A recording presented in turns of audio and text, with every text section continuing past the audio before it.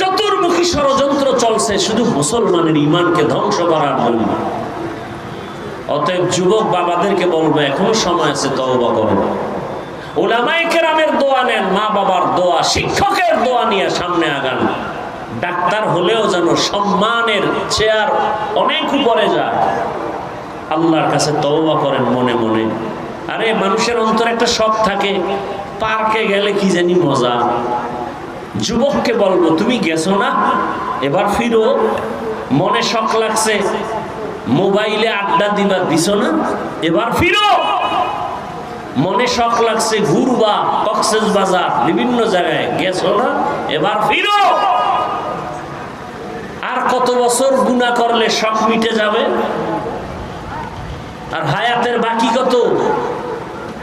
এখনো সময় আছে, ফিরে যাও। আল্লাহ তোমাকে অনেক দামি করে দিবেন। তওবা, আল্লাহ বলেন বান্দা যখন তওবা করে দুফোঁটা চোখের পানি ছেড়ে দেয়, আমি আল্লাহ তোর জীবনের সব গুনাহ 1 সেকেন্ডে মাফ করে দিই। অতএব এখনো সময় আছে, তওবা করি। আর জীবনে মা বাবার সাথে বেয়াদবি করবো না। কি যুবক বাবারা রাজি আছো?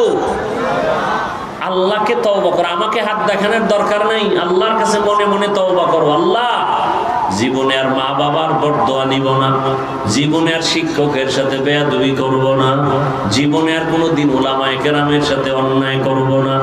বরং মা বাবার দোয়া নিয়া, শিক্ষকের দোয়া নিয়া, উলামায়ে কেরামের দোয়া নিয়া, ও আল্লাহ নবীজির সুন্নাত অনুযায়ী চলবো। আর নামাজ ছাড়বো না, দাড়ি কাটবো না, বেপরদায় চলবো না।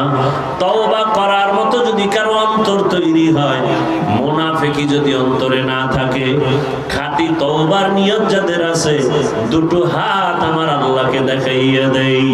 আয় আল্লাহ আমাদের হাতগুলো কবুল করে নেন, তওবা কবুল করে নেন।